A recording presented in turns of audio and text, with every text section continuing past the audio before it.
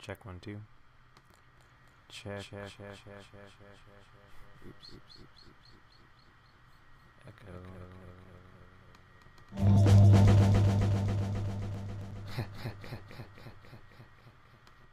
Check 1 2. Excuse me. So if you're just joining me, I am remaking a video that I already made, but I did not save onto my hard drive.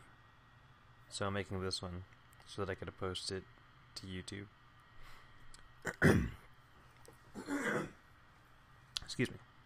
So basically, this is going to be a Quickstart Photoshop tutorial for anyone that's looking to illustrate and do digital paintings in Photoshop. It's everything I wanted to know when I started, but like as fast as I can in one video, so you can stop watching this video and get drawing. Ideally, I think I'll cover as much as I can. I might not cover everything I did in the first one, but let's get started. First of all, my voice is echoing. Check. Okay.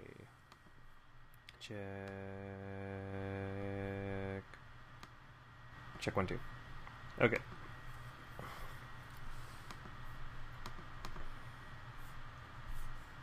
So we're first going to start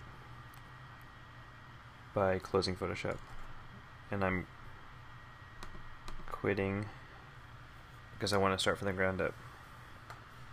I'm using a Wacom Tablet 5. That explains this menu that's popping up on my screen. And if you don't have a Wacom or any kind of tablet interface, you need to get one because it's going to be too hard to digital paint without it. You could do vector art in Illustrator, but you're going to want the pressure sensitivity and the kind of the natural movement of the pen on the tablet. Okay, so we start with opening Photoshop.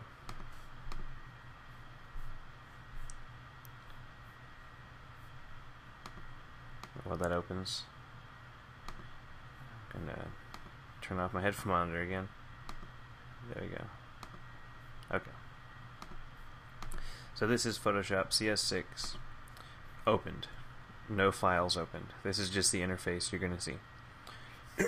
To get started, you're going to go to File, New, or Command N. And I'm going by Mac commands. If you have a PC, I think it's Control N, or there's like a PC button. It's the same thing, but just press your PC button. I really don't know what it is, so Command N. So Command N, pop up a little menu. By default, if I'm just sketching, I pick out the largest web setting. So this first thing is a preset menu, and you can start by default Photoshop size, or you can select paper, international paper, whatever you want. But if you're just starting out, you probably just want to sketch and draw and practice. So we're going to go to web. You should have your resolution set to 72. They typically will be set to 72. Everything else should be fine. Just click OK. And now it's open. Now before we start making any marks on the paper, I'll start by letting you know there's different ways to view your screen, and if you press F, it will jump to a full screen mode with panels and windows open. If you press F again, it jumps to a preview mode. This would be the kind of screen you want to show clients or people that you're trying to show your artwork to when you're in the middle of working on it. You know, you press F twice and it gives it a nice black background and clears the screen for you. And it also shows your artwork at the percentage. If you look at the navigator window to the right, it says 50%. If I put it at 100% and I press F, it's going to show my document at 100%, and you're still able to scroll around using your mouse pad or your scrolling wheel, whatever you use. Let's back up a step. So when you first open Photoshop, it's not going to look entirely like this. The workspace should be the Essentials. Excuse me. So the Essentials workspace is going to be your, if you've just gotten the program, you just started up, this is what you see. If you want to get a better palette setup, you can customize your own toolbars and your own windows, but I go with the default painting workspace. So painting, now you're going to see the setup similar to what I normally have. F, because I like to have full screen, and I like to draw at 100% when I'm sketching. And I only draw at 100% when I'm sketching if I'm at 72 dpi. If I'm actually working on a full piece, I always view the document zoomed out so I can see the entire composition, and then I'll zoom in every now and then if I need to. But okay, so back to the Quickstart. You press B for a brush, and I've got my brush size attached to my scroll wheel. So right here, cycle layers, brush size, rotate, auto scroll, zoom. And so brush size is by my default setting. I'm just going to select a default brush. So basically, and the brushes you're going to see will be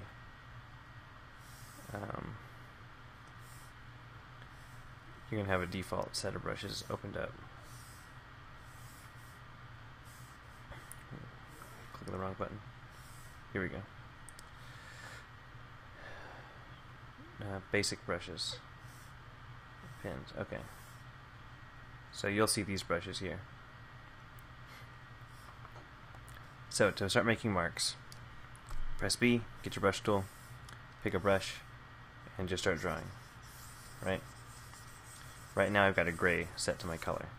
I can up the brush size and draw however I want. Okay? Now, the thing about drawing like this is that you're drawing directly onto the background. So you're going to want to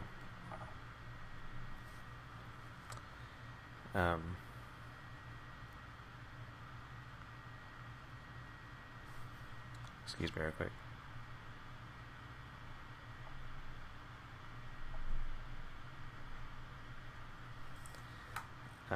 I got a text message. Okay, so right now you're working directly on the background. If you wanted to work on a new layer, if you didn't want to be working directly onto the background, you go to this layers window. There's a little button on the bottom. You click that, it creates a new layer. If you double click the background layer, it unlocks it. It turns it from background to layer 0. So we click OK. And now the only part about the background being layer 0 is that it's set on a white field. And when you create a new layer, it's set on a transparent field. Technically there's nothing here. Now that little checkbox background is to signify that you're drawing on clear surface, basically. So you imagine it like a piece of glass. Okay. Excuse me. You can add more new layers as much as you want, and once you get really into making documents and really working on things, you're gonna hold Shift, click multiple layers, and you click this folder button, and it creates a group. It didn't create it in the folder the way I was hoping, but you just drag your layers into the folder to organize your document better. So where was I now? Okay, so you've got your brush tool, you're making marks. You may have started a new layer, you may not care, you're just drawing, right? So if you want to delete the entire field, you've got options. Like, you'll see the paint bucket tool, and if you use other kind of programs before, like Microsoft Paint or anything else similar, there's always a paint bucket tool, and that signifies, filling portions of the document with a color, right? But if you're trying to get back to white background, first of all, this is the eyedropper. You select the eyedropper by pressing I. I have a preset on my Wacom tablet where I just kind of click it on the pin.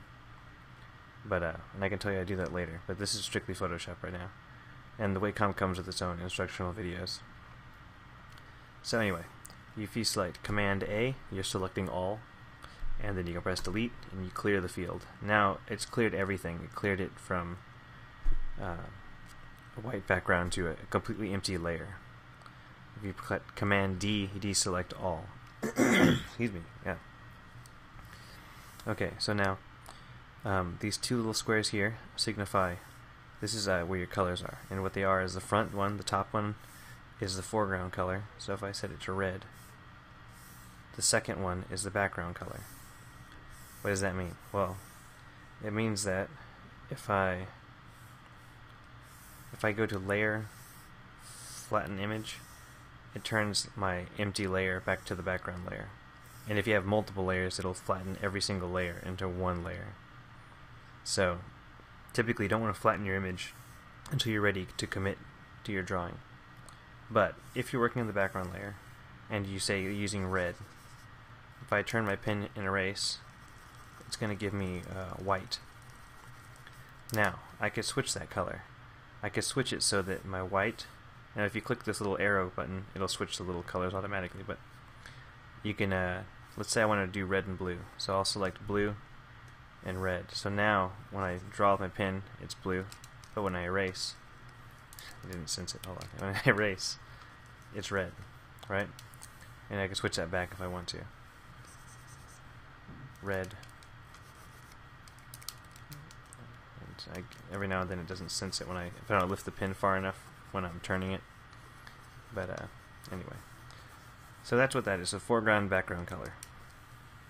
I typically keep it set to white unless the background's gray. I'll set it to gray. But that's everything really. As far as excuse me, delete that. Okay, so back to, let me select black. So now say you're drawing. Now what you'll notice is that when I make my marks, it's at the exact same width, at the exact same opacity the entire time. And if you were like me, you're probably wondering how this is ever going to feel normal or natural. And the way it does feel normal and natural is that you can customize your brush settings. And this is the first thing, like, you'll play around with Photoshop and you'll utilize all these tools and mess around, but when you really start getting the brushes, when you understand the brush settings, you can really start getting a natural feel to your drawings. So there's a little bitty bucket with the brushes sticking out. That is the brush window. These are called windows. So like, if I say navigator window, this is this little square right here. My brush preset window, my layers window. So these icons signify other windows you're opening. The icons on the left signify tools. I probably should have said it at the beginning, but whatever. So if you click on the brush window, it's going to pop up this little settings menu, right? And so if you're just like me, if you just started, I didn't just start using Photoshop, but if you were like me, if you are like I was, you're going to be wondering why it feels so unnatural. It doesn't really look like a pencil or paint, and you're going to be wondering how those digital artists are doing it, right? So here's the mark with no settings. It's only got smoothing on, and frankly, I don't really notice a difference when smoothing's not on. But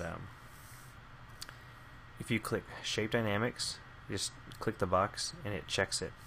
And Shape Dynamics allows the brush to be influenced by the pressure of the pen. So if I lightly press, it's a thin line.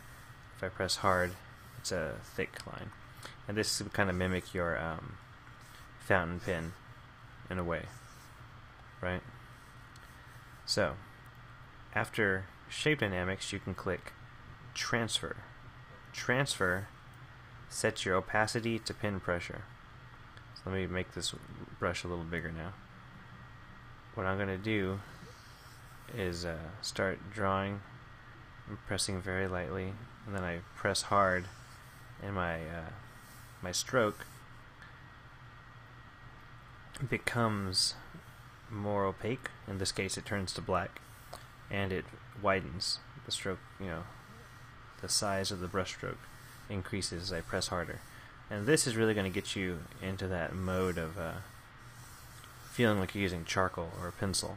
And you're going to really, once you really get this two settings down, once you understand that that's what most people have their pen set to, you'll be able to really start practicing whatever you want to practice. And once you know this basic setting of, have shape dynamics transfer, you can start doing anything you want and practicing, right? And at this point, you can really just start really drawing things instead of just scribbling. And you'll start feeling like a more natural control of the brush. But let me go through this menu for you real quick. Excuse me. If you actually click the brush tip shape at the top, right now it's selected, so this is the menu you'll see. But if I click shape dynamics, I can adjust the size jitter, which basically randomizes the size as you make your stroke. And if you let me clear the field for you so you can really see what I'm doing. So the size is kind of going up and down, and it kind of gives you this effect of a drippy pen. And you can set your minimum diameter, to 100% from 0 to 100. So basically, now it doesn't jitter. The size isn't jittering because the minimum it can go down is nothing basically. There's no play. I limited the jittering, but if I adjust it, you can see that the jitter amount makes the stroke change vastly. Not vastly, but to a good degree. Anyway, so typically I keep this size jitter. I don't really use it too much, but that's what it does. Angle jitter. Now angle jitter, you're not going to be able to see it with this brush, but I'll select a brush that you will be able to see it with. What is this? Here's this line. So this brush is kind of like a slanted line, if you can see. So there's other things set. Don't mind that right now. I'm just going to talk about the angle jitter. If I adjust my angle jitter, it's going to take that slanted line and cause it to randomly rotate. So if I turn that off, the original brush gives you a fat textured stroke, but then when I activate the angle jitter, it creates a randomized scattering, a randomized rotation of the brush. So it's like, imagine twirling your pen in your hand as you're drawing. It's possible for you to do it, but it gives you that effect. Basically, is what it's doing. Now the roundness jitter, it's the same effect. So roundness jitter, what it's basically doing is rotating the brush randomly. It's changing the roundness of it. So if you see the angle right now, if you had the slant, it's like a, you see how the angle matches right there, right? But if I turn on my roundness jitter, I basically am randomizing the angle, causing it to change. And with the more stamp-like brushes that have trees or leaves, the roundness jitter just creates a greater amount of variation. So anyway, let me turn that off. Let me select a basic brush again, just so I can continue talking about what's going on here. So if I have the basic brush out, 38, size 38 point brush, 38 pixel brush. You select Shape Dynamics, and see right now you'll notice it's not going down to the size is still pretty big. So what that is the minimum diameter is turned up to 70%. Let me turn that down. Okay, so now you're going to get these ink-like strokes. Transfer mode, the fade. Let me do a better example. Yeah, everyone. Okay, if you don't already know this, Command Z is undo, and you'll never forget that once you start. But if I go to the brush tip shape, I have options to control the spacing here. So if you've ever made your own brush in Photoshop, and I'll tell you how to do that in a second, typically the spacing is set, I feel like it always sets it like at 100, and I'll show you in a second. So at 100%, it's basically saying that it's going to stamp out the circle once after every circle. You know, at 100% circle, it's going to be the next circle. You know what I'm saying? But if I shrink that down to it shrinks down to 1%. It creates a very smooth, almost there's no stepping of the stamp. It's all smear, like a smeared line. And you can set the spacing to like up to 1,000. So that's what the spacing does. You can change the hardness here. Right now it's at 100% hardness, and what that means is the edge of the circle is 100% opacity. If I turn the hardness down to 0, the edges will fade to 0, which gives me this airbrushed soft line. It's the same brush, it's just has a soft airbrush quality to it. And if you have like a large soft brush, you can create these soft patches.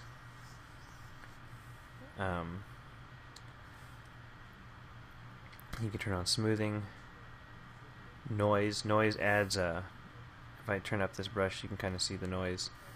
It really gives it this dirty scattering. If I turn off the noise and do that same mark, you'll see that the noise creates a little scattering of pixels, basically, kind of like static. Wet edges is another mode. So wet edges gives it basically the look of like a ink, almost like when the ink pools up near the edge. If you've ever worked with ink and water, and you know, you can activate all these at once. So wet edges with noise, build up. I don't really use build up at all. I can't really tell what it's doing. Oh, here we go. I don't know.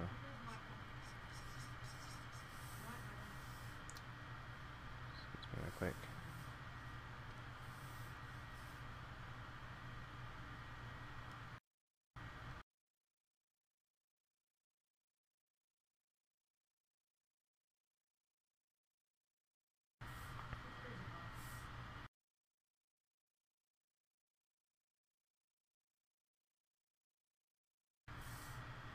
Okay, back to where I was.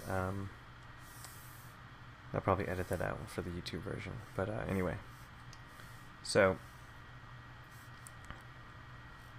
you know, you can go through and adjust all these things, activate, deactivate. Really, it'd be fun to just, if you're just starting out, you should play around with all these settings. Color dynamics. So color dynamics, it makes the background and foreground jitter. That's one of the options you have. So if I take black and turn it to red, and I turn the white to blue, my color dynamic setting will cause the blue and red to mix randomly. See, so now it's giving you like these maroon purple tones. And if I turn up the color dynamic setting, it's going to be more purple. So it gives you a variation within your stroke. Okay, let's get back to the basic real quick. Basic brush. We just activate these two modes.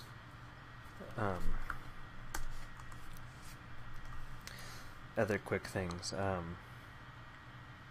So if you want to make a brush, that's one of the things people want to do when they start in Photoshop. Making a brush is real simple. You can either put in a photo or make a mark. So I'm just going to make this mark, make this mark, make this mark, and this other dot. So it's just 4 dots, right? You select this. It's called the marquee tool, and you'll recognize it for the little dotted lines that dance around. If you press Command D, you deselect. So if you ever get this turned on, you don't know what to do, you don't know what it does. So what it does is it selects the area, and it creates basically like a little buffer. It doesn't allow you to draw outside the selected area. So if you're working and you want to only draw in this one box, you set up the marquee, and it won't allow you to go outside the box. Now, if you use a lasso tool, it's going to be the exact same thing, except you can make a free-form shape. So nothing will be allowed to mark outside the lasso tool. You think of this like masking tape, and we can explain masks later, but that's something really you don't need to worry about right now, because this is just for people that are just starting out. Magic Wand tool selects a color, and it selects like colors, and you can go up here and adjust the settings, the point sample, tolerance, and it's one of the ways to do it. This is the crop tool. The crop tool, let me deselect real quick and let me click back on this arrow. If you click the crop tool, you basically adjust your handles, and it creates this grid of the rule of thirds. So let's say you accidentally crop it here, and you press enter. Well, now your document's this big. You just press Command Z to undo it and get back to where you were. Press M for the marquee tool. Let's select our shape.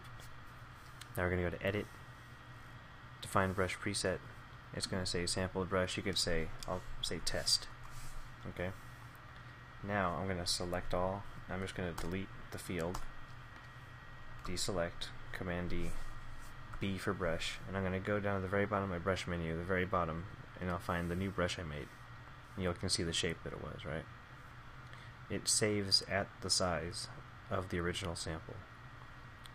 So it's saved at about 377 pixels. If I start making marks with it, you'll see it's literally just stamping out the exact same thing. So there's that mark I made before, and it even has the same values of gray and black. Right? If I make a stroke with it, it doesn't really do too well. It gives me this weird textured pattern. So you can go to Brush Presets, Brush Tip Shape. I can adjust my size. I can rotate the brush. I might like it more like this. And let's try rotating the roundness of the brush, or altering the roundness. So I think of this in like 3 dimensions. So you imagine like a flat circle you're turning. Let's make the roundness a little different. You see how it's changing? Let's make the spacing 1%. And then you can activate your shape dynamics and your transfer, and you can create close to, if I rotate it back to normal, it basically makes like a painterly brush kind of look. Where you can kind of see like the bristles of the brush, like the little hairs. Anyway, so that's how you make a brush. Select all. Click OK. Deselect. Very quickly, if you've made a couple mistakes, you got to go back. You click this top one as your history. You can deselect what's happened. And basically, every time you make any kind of mark in Photoshop, it catalogs it. I use my history when I normally just use undo. I don't normally need the history that much. Actions are helpful, but I'm not going to go over those right now. Info tells you the position of your brush or your cursor, and it tells you to right here it says click and drag to paint using the foreground color. So the info gives you a breakdown of what the tool you just selected does. It says click on desired image to an area to fill with the foreground color. Use Shift, Option, and Command for additional options. So let's say paint bucket tool with option. Well, now it turned it to the eyedropper tool. Command turns it to my pointer tool, selection tool. And let's see, Shift, Option, Shift.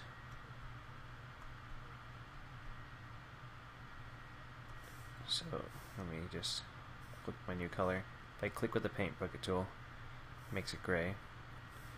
If I shift with, fills it with the foreground. Looks like Shift does the same thing. Anyway, your info panel tells you what each tool does. So if you're really confused about it, you can find the info there. So the text tool is right here. You drag open a window, start typing, and up here is your text color. Okay. I'm going to delete. See, when you have your text layer, if you want to edit the text layer, you have to rasterize it. If you want to like paint, like alter it with your paintbrush tool, or you can make a new layer and draw on top of it, so you don't damage the layer. So if I wanted to like alter the way this text looks, I can go in here and like make all these alterations if I wanted to. It's like a terrible, stupid idea. But if I don't like it, I can turn it off or delete the layer entirely. Delete again. Okay. So finally, I think that's about it. I think as far as painting in Photoshop, I'll have to watch the other video to make sure I did everything. But oh, layer modes, layer styles. So let me do a quick drawing, and I'm just going to select a random brush that I use all the time. This is not random. I'm going to select a brush I use all the time. And what I'm really just doing is putting down stuff so I can show you how these layers styles work. So let's just do a guy with eyes. There we go. That's my drawing. And I'll do a little bit lighter up here. And then I could do just some swatch of some random stuff here, and I'll just do a different color over to the side, red. And let's do one more color, blue. Now the reason I'm doing this random stuff is I want to show you what the layer styles do. Okay, so if we create a new layer, I take this gray and I'm just going to draw directly on top of the guy's head, right? So if you go to this drop down window for opacity, you can adjust the opacity. That's kind of simple, self-explanatory. So you might say, oh, I want it to be at 64% opacity. That's where it is right here. Now, the layer styles menu. Every layer starts as normal. The second style is dissolve. Lots of people don't know what dissolve's for, right? It looks really confusing. It basically makes your stroke pixelated. What really dissolve is doing is it's taking transparency and turning it into a dotted halftone, basically. It's like a pixelation. So if I press at 100% opacity on dissolve mode, you see how it goes into 100% gray. But if I'm pressing lightly, it just gives me little dots. So what it's doing is it's taking, like, let me turn it back on to normal. It's taking the super light gray, which it would be like 10% opacity. It's like super transparent, and it's turning it into individual dots at 100% opacity. This dissolve mode is mainly used for like screen printing. If I switch it to darken, it will only show, if if I get this right, it'll only show the darker tones through the top layer. Multiply mode, the top layer darkens the layer underneath it. Right? So color burn starts doing some other things that all I can tell you is it makes things darker and increases the contrast. But color burn, it has a harsher effect than multiply. Linear burn, it's kind of like a combination of multiply and color burn, in my opinion, the effect that it gives you. But it really gives you like some blown out, some kind of blown out tones. So if I press V, I can move my layer around. So if I move this gray on top of this red, you'll see what it does is it just darkens anything underneath it. Right? So that's what linear burn does. I mean, all this first top menu, these first 5 effects all darken in some way. Darker color. The darker color seems to only allow the darker tones to come through and the more vibrant, because the red showed through, except the really soft red did not show through. So the really soft red is technically, it's like a pink, a tone. So like because it's lighter, it didn't show through because it's darker color, right? Let's go down to the next menu. So lighten screen, color dodge, linear dodge, and lighten color. They all, as you might guess, lighten. So lighten color shows only the light parts through, which means the dark eyes cannot pass through the gray because only the light stuff from underneath comes up through the top layer. Let me explain that one more time. The light tones underneath the layer you're activating shine through, but because this guy had black eyes, the top layer, gray, covers it up. But if I press screen, everything the top layer was touching becomes lighter. Color dodge brightens anything underneath the layer that's already a lighter hue. It kind of gives it a glowing effect. And anything beyond a certain percentage of a value, so anything at a certain darkness level is not affected by it. Let me show you a quick example of what this does. So if I just have this field of black,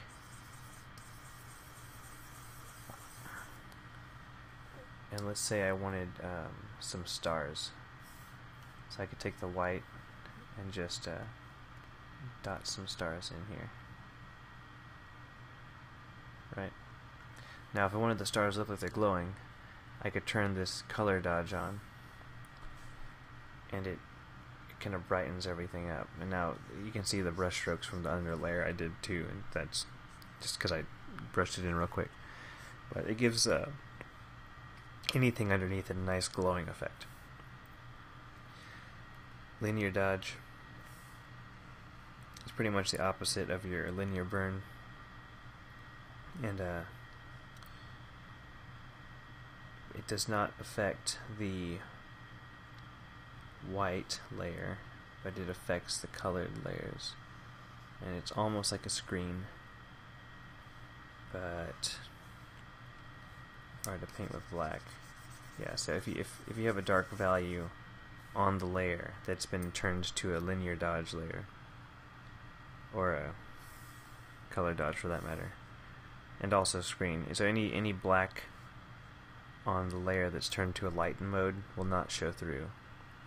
Likewise, any white on the layer that's turned on to a multiply mode will not show through.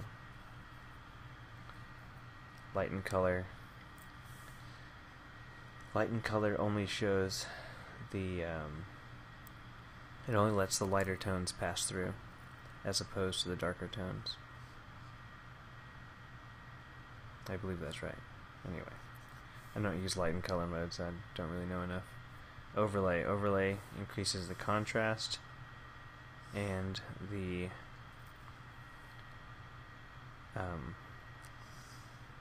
increases the contrast and sharpness pretty much. So like, let me give you an example. Let me delete this top layer. Let me delete that second layer. So if I create a new layer and I want to color red on this guy's face, if I turn the red to an overlay mode, it's going to increase the contrast of the lights and the darks. And it's also going to match the hue and value. Not the hue and value, I'm sorry, but the hue. If you have a darker tone, like this, it's like a maroon red here, the maroon red will darken, but it still increases the contrast of the lighter parts. So it's kind of like it's basically overlay mode is a blend of the darkening and lightening in one effect, so it increases the contrast. Soft light is to a lesser degree. It doesn't affect black, like 100% black doesn't affect. Basically any value that's not 100% black can be affected by the soft light layer. Hard light, so hard light, I had a better way of explaining this before, but hard light, basically, if you think of a light, if you think of this as a cellophane, and you have a color on cellophane, and then you have a piece of paper underneath. Well, overlay would be similar to transparent ink on a drawing, right? And then hard light would be similar to paint on cellophane, and then you literally putting a hard light on top of it, so it's blocking what's underneath. So normal mode, this is just, color on top of color. But with hard light, okay, that's it. So it shows some of the midtones through the hard light, and you can still see what's underneath. They're all different ways of tinting the drawing underneath. Vivid light's a much harsher method, but basically, I keep saying basically, but the way it works is hard light is like a combination of the screen and multiply modes. Vivid light is a combination of the color dodge and color burn mode. That's why vivid light has such a harsh effect. Linear light is a combination of the linear burn and the linear dodge. Pin light gives it a weird washed out look.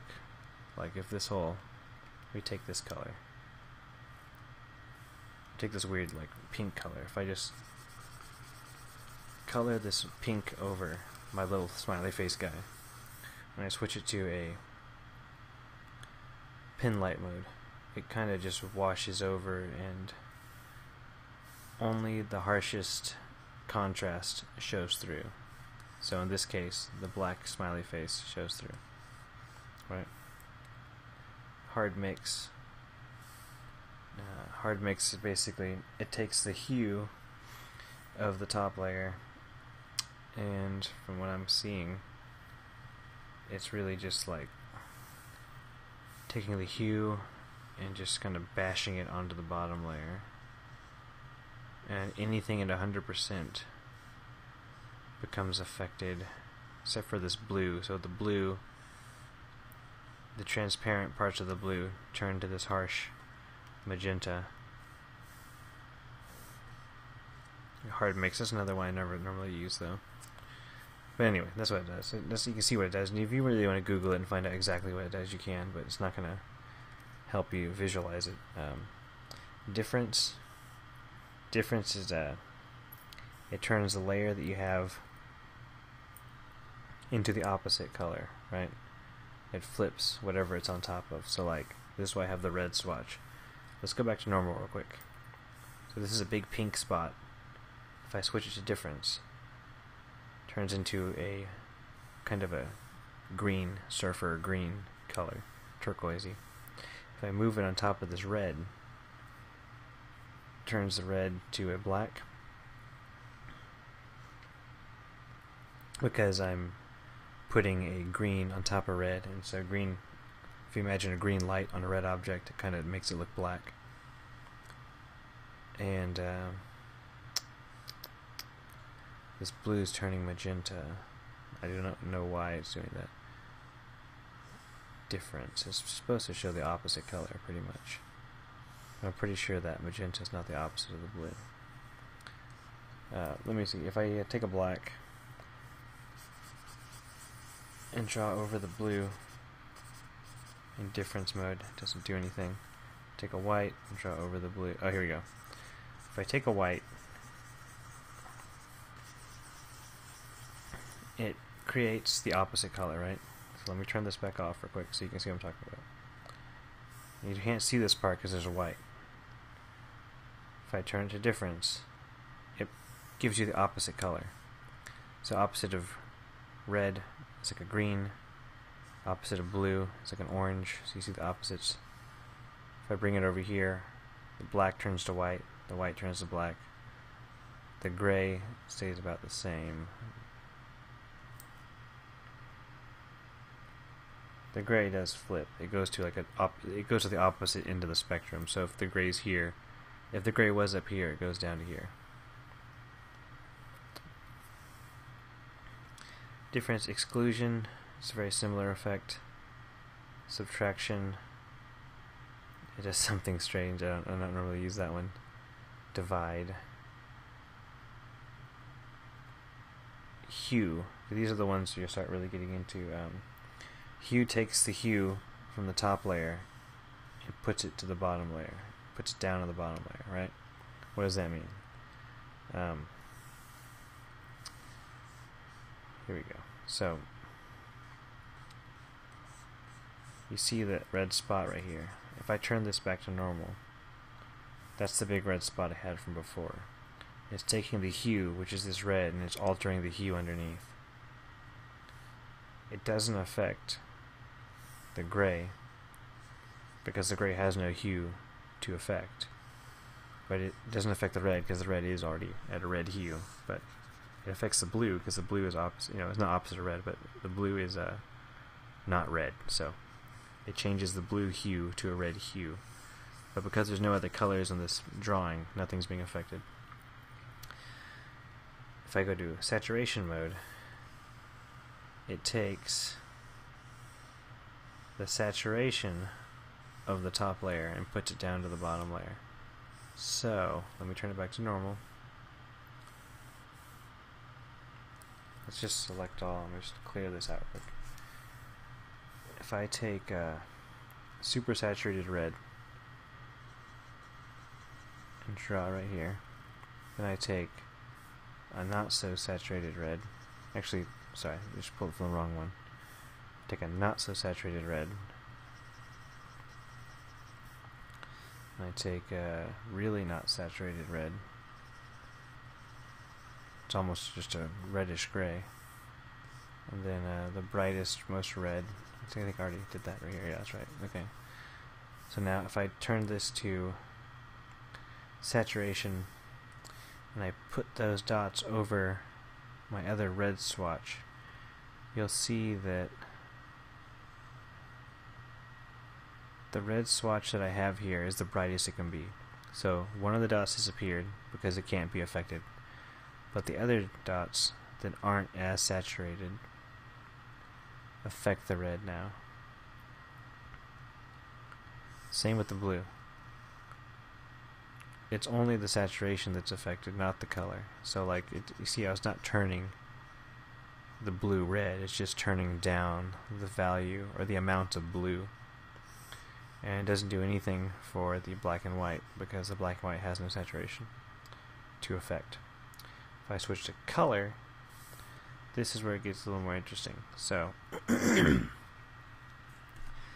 just create a new layer. Make a new layer, and let's say I want to make this guy green. If I have it switched to color mode, it's going to colorize the gray tones, the gray values and tones, to green. It's going to turn them like to 100% green. right? And I'm pressing hard, so it's making them 100% green. If I did it lightly, it would be a more subtle effect. Now I got a green face with the smiley. Notice the black's not affected by this. Let me do it over here. The color mode works really great if you have a wide range of values. So it doesn't work well if you don't have that many values, because as you can tell, the color mode doesn't affect white and the color mode doesn't affect black, but it affects all the grays in between. So if you decide to do this digital painting technique where you do the entire thing in black and white, then you add in your color later, you're going to find that if you don't have the right amount of values in your picture, it's going to look like crap. So the color mode forces you to have the right amount of values if you choose to go with this technique. Excuse me. And you can set the opacity to any of these modes.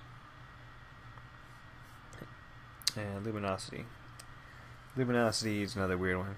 It basically takes the luminosity of the layer, it takes the luminosity of the layer and it affects the bottom layer, and it typically works in a very strange manner. So this is green screen, and keep in mind, so if your color layer is if your layer has a color to it and you change it to any of these other styles that I talked about before, it'll affect it in a certain way. Anyway, that's layer styles. That's one of the other things that's really basic, really kind of a good thing to know. I think that's it now. I think that's everything you need to know to start. Oh, here's a quick. I'll talk about masks. So if I'm working on this top layer, let's say I have an angry face here.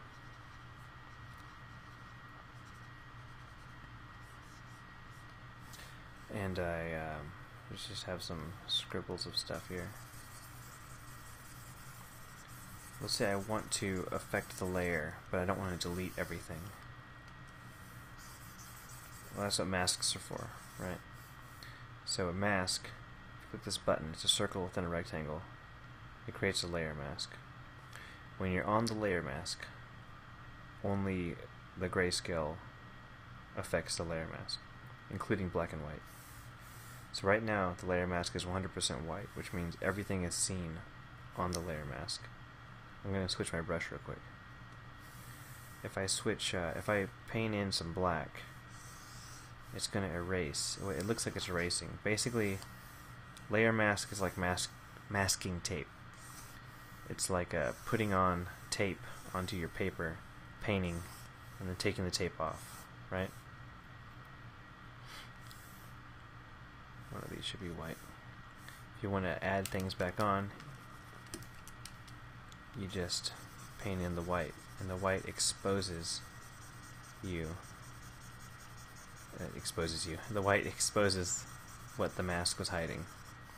Black hides it. Mid-tones, like these little gray tones in between. See, so that's the one thing. If you start working with masks and you try to color pick, you're going to notice that there's only black and white in your color picking. That's because you're selecting the mask. Click over to the next box in your layers window, and you'll be able to select whatever color you want.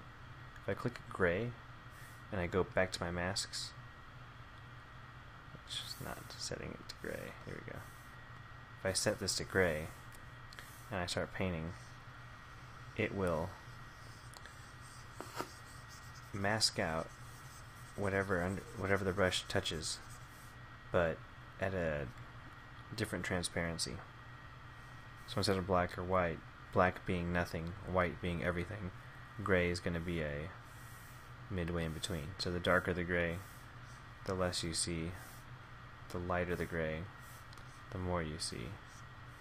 But only 100% white will be the full color, or the full whatever image it is you're drawing. That's how the mask works. Now, if you control click, you can disable the mask, and then you can turn it back on.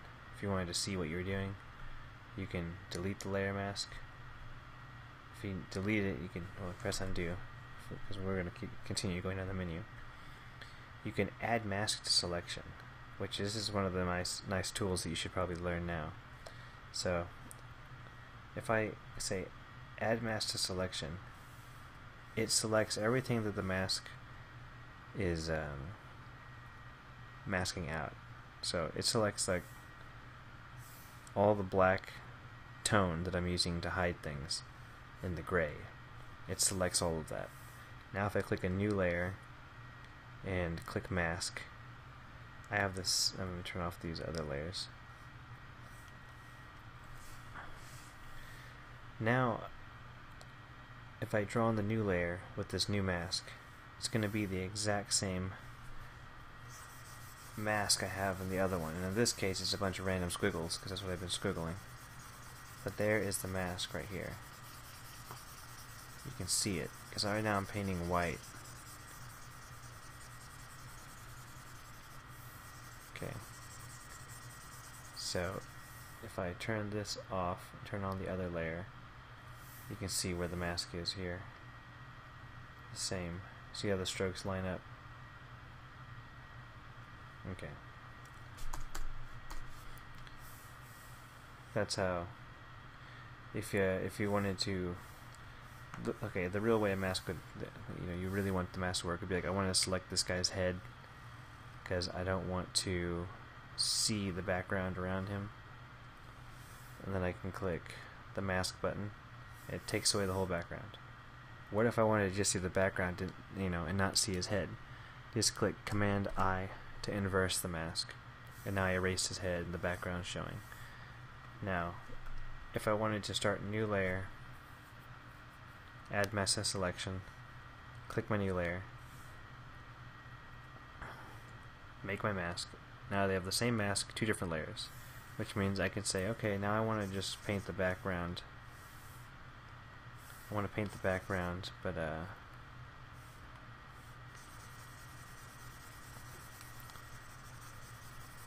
don't want to paint where the head was. Right.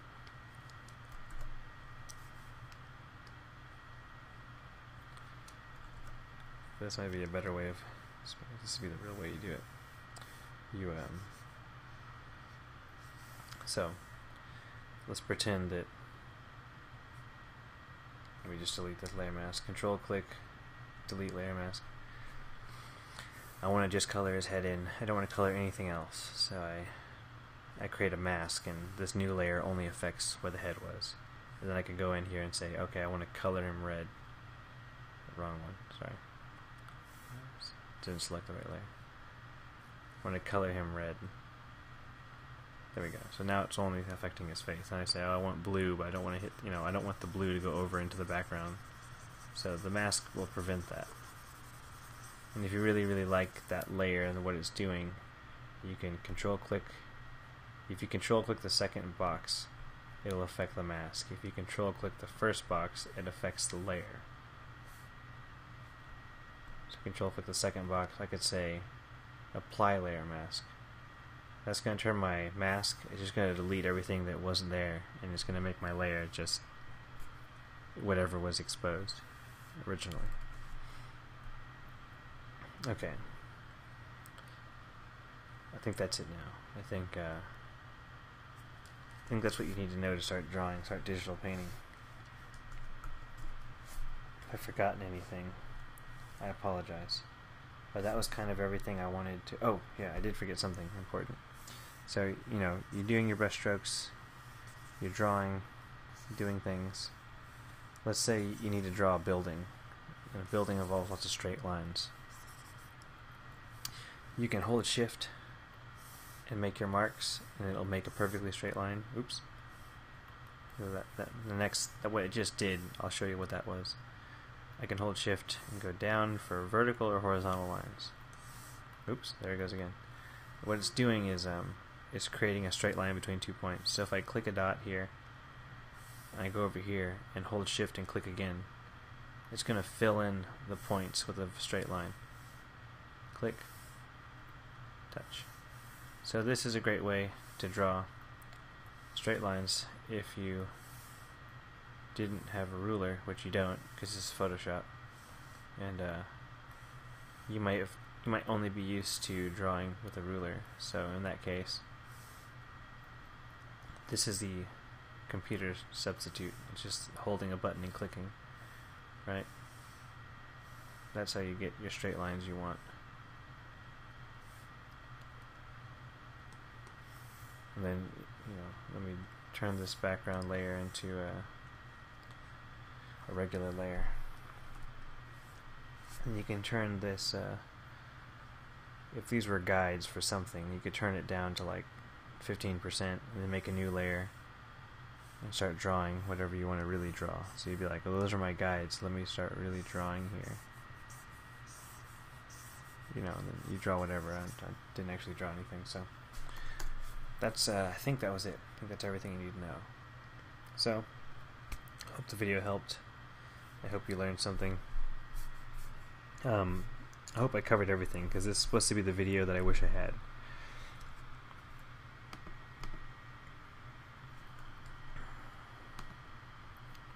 So, thank you for joining me.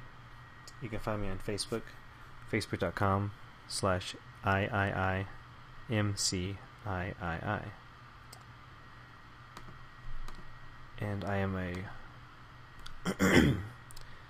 a user on the Crimson Daggers forum. My username is Mike086. You can find my work online on DeviantArt, CG Hub, Behance, and my website, www.mciii.net. Thanks for joining, and hope that it helps. I hope that you can get started and get all the things in one video that I wish I had back when I started. Okay, I'll give you a little outro music now.